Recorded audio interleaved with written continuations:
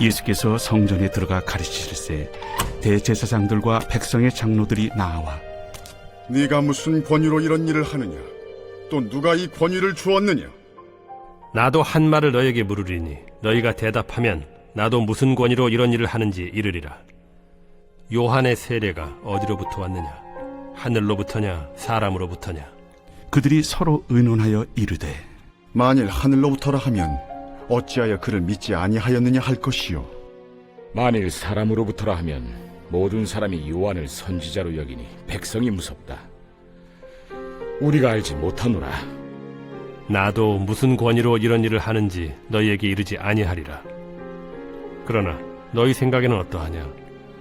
어떤 사람에게 두 아들이 있는데 맏아들에게 가서 이르되 예 오늘 포도원에 가서 일하라 하니 대답하여 이르되 아버지 가겠나이다 하더니 가지 아니하고 둘째 아들에게 가서 또 그와 같이 말하니 대답하여 이르되 실소이다 하였다가 그 후에 뉘우치고 갔으니 그 둘 중에 누가 아버지의 뜻대로 하였느냐?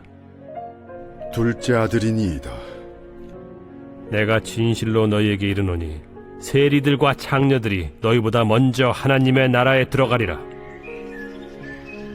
요한이 의의 도로 너희에게 왔거늘 너희는 그를 믿지 아니하였으되 세리와 창녀는 믿었으며 너희는 이것을 보고도 끝내 뉘우쳐 믿지 아니하였도다. 오늘은 누가 아버지의 뜻대로 행하였느냐라는 제목으로 하나님의 말씀 증거하겠습니다. 성전 청결 사건과 무화과 나무를 마르게 하시는 사건 이후에 이제 예수님께서는 다시 성전을 찾으셨고 또한 백성들을 가르치셨습니다. 이때 나타난 종교 지도자들은 예수님을 체포할 만한 구실을 만들고자 합니다. 그래서 질문하죠. 공식적인 훈련도 받지 않고 랍비처럼 가르치며 또한 여러 기적을 행하고 돈 바꾸는 자들과 이 장사꾼들을 성전에서 쫓아낼 수 있는 이 권위를 누구에게 받았느냐라고 질문합니다. 종교 지도자들은 더 이상 예수님을 가만두고 볼 수가 없었습니다. 왜냐하면 이제 15절 말씀처럼 어린아이들까지도 예수님께 환호하며 그분께 높이는 그분을 찬양하는 모습을 보았기 때문에 이제 이 종교 지도자들은 그 모든 상황들을 그냥 둘 수가 없었던 거죠. 그래서 예수님을 함정에 빠뜨리고자 권위에 대한 질문을 했던 것입니다. 만약 예수님이 자신의 권위를 하나님께로부터 받았다라고 한다면 자신을 하나님의 아들로 선언하는 행위이기 때문에 그것이 신성모독죄에 해당하는 것으로서 또 그것을 고소할 수 있기 때문에 그것을 노리고 이들이 질문했던 거죠. 또한 만약에 예수님께서 그 권위가 사람으로부터다라고 말씀을 한다면 예수님을 광신도로 매도해서 이제 그 참된 권위를 가진 자신들에게 그 무리를 다시 뺏어 오고자 이제 이들은 함정을 파고 예수님께 질문합니다. 그리고 이제 예수님께서는 그들과 비슷한 방식으로 대답하십니다. 25절 말씀인데요. 요한의 세례가 어디로부터 왔느냐? 하늘로부터냐? 사람으로부터냐? 당시 랍비들도 이런 질문을 많이 했다고 합니다. 뭔가 질문했을 때 이제 질문으로 대답하는 방식이 당시 랍비들의 가르침의 방식 중에 하나였습니다. 예수님의 사역의 시작에 있어서 특별히 이 세례 요한은 굉장히 중요한 인물이었습니다. 요한의 사역과 그 말을 믿는다면 예수님께서 하나님께서 보내신 메시아이심을 믿을 수밖에, 고백할 수밖에 없기 때문입니다. 종교 지도자들은 이 요한의 권위가 사람으로부터다라고 말하고 싶었지만 이 요한을 하나님의 선지자, 메시아를 준비하는 선지자로 받아들이고 있던 사람들이 두려웠기 때문에 이제 그 권위를 말할 수 없다라고 공식적인 대답을 회피합니다. 그러다 보니 결국 예수님의 권위에 대해서도 따질 수 없는 상황에 처하게 되었습니다. 이제 예수님께서는 권위에 도전하는 이 종교 지도자들과 또한 함께하는 백성들에 대해서 세 가지 비유를 들어서 말씀하십니다. 지도자들과 백성들의 거절의 결과, 그리고 거절하지 않고 순종했던 백성들이 누릴 특권에 대해서 이야기하고 계시는 것입니다. 큐티의 표현처럼 참된 하나님 나라의 백성이 어떤 자들인가에 대해서 이제 말씀하십니다. 결국 하나님 나라에 속한 참된 믿음은 순종으로 온전해지는 것이다 라고 말씀하고 계시는 것이죠. 28절과 32절은 두 아들에 관한 비유입니다. 포도원 주인이 두 아들에게 포도원에 가서 일하라 라고 명령합니다. 맏아들은 간다고 대답했지만 결국 포도원에 가지 않았습니다. 둘째 아들은 포도원에 가지 않을 것이다 라고 말했지만 뉘우치고 나서 포도원에 가서 일했습니다. 예수님께서 물으십니다. 31절 말씀인데요. 그 둘 중에 누가 아버지의 뜻대로 하였느냐?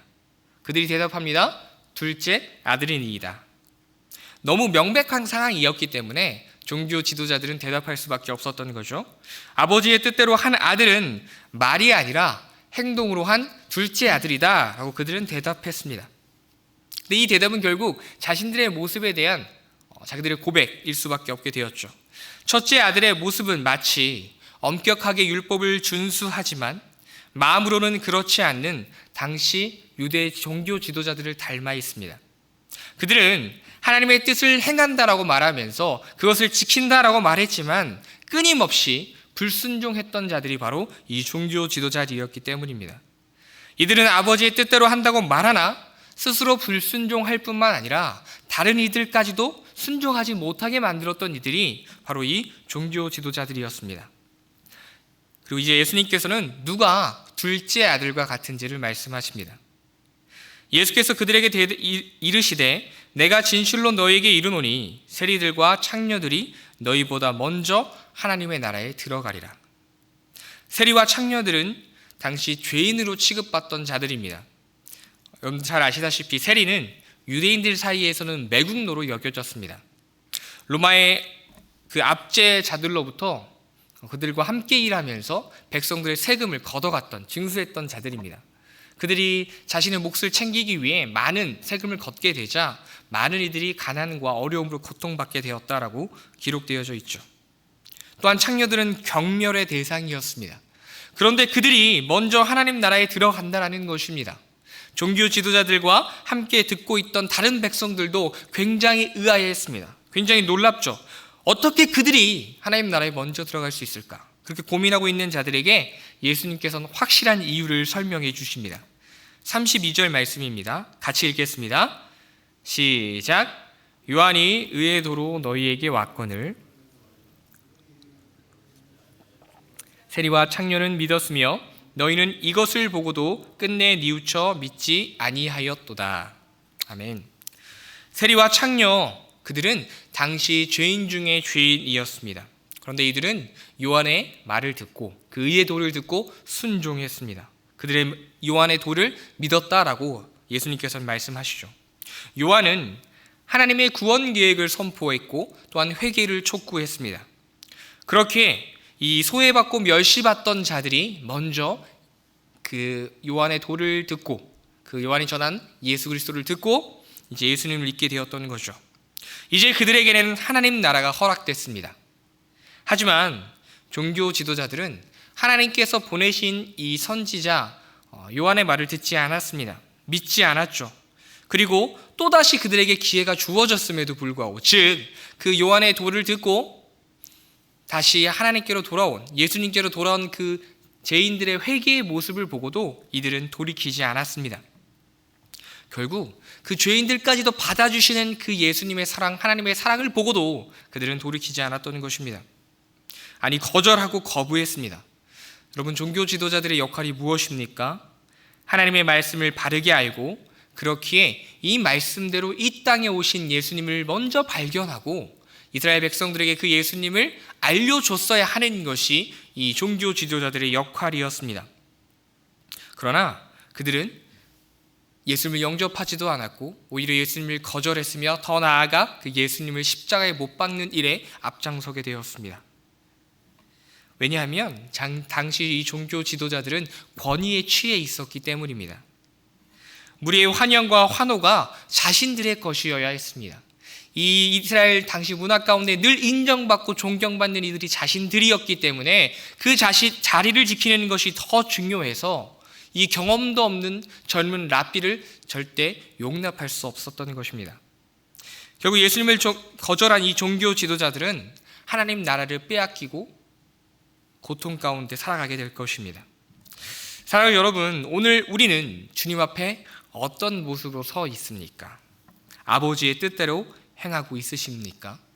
아마도 우리는 많은 것을 하나님께 약속합니다. 하나님, 제가 포도원에 가겠습니다.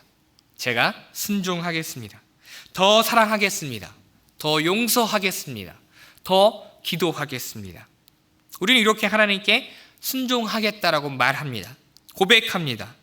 그러나 만약 우리가 이 포도원에 가지 않는다면, 그 말하는 것을 순종하지 않는다면 결국 우리도 이 종교 지도자들과 다를 것이 없다라는 것을 오늘 우리 말씀을 통해서 확인할 수 있게 되죠.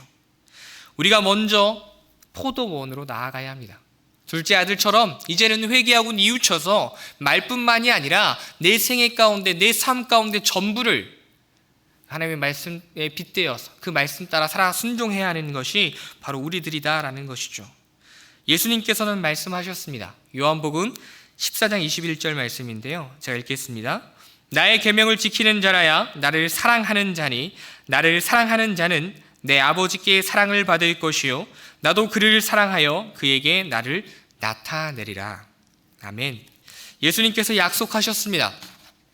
순종함으로 예수님을 사랑하는 자들에게 아버지의 사랑을 허락하신다. 그리고 예수님께서 그들에게 나타나실 것이다. 그들 삶 가운데 늘 동행하실 것이다 라고 약속해 주셨습니다. 순종하려고 애쓰는 자들에게 위로와 힘을 더하실 것이며, 또한 그 길을 지도하시고 인도하시며 보호하실 것이다 라고 예수님께서 분명하게 약속해 주신 것입니다.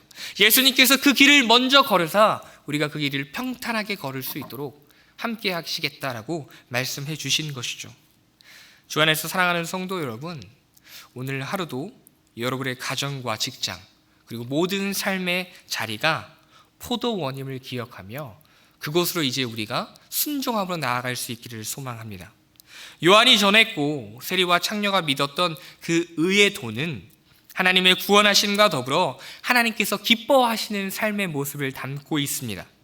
그것은 하나님께서 보시기에 윤리적이고 또한 도덕적이며 구별된 삶의 모습을 뜻합니다. 이것을 믿는다는 것은 또한 그렇게 살아간다는 것을 의미한다는 것입니다. 오늘 하루 우리를 보내신 아버지의 뜻을 기억하면서 하나님 나라를 소망하며 맡겨진 삶의 자리에서 그 의의 도를 하나님께서 기뻐하시는 삶을 살아갈 수 있는 우리 모두가 되기를 간절히 축원합니다. 말씀을 생각하며 다 함께 기도하겠습니다. 오늘 하루도 말뿐이 아니라 행동으로 순종하는 우리가 되게 하시고, 무엇보다 맡겨진 자리에서 아버지의 뜻을 이뤄드리는 능력과 지혜를 허락해달라고, 특별히 코로나로 힘든 시간을 보내고 있는 우리 교회와 각 가정을 위해서 이 시간 주여 한번 부르시고 기도드리겠습니다.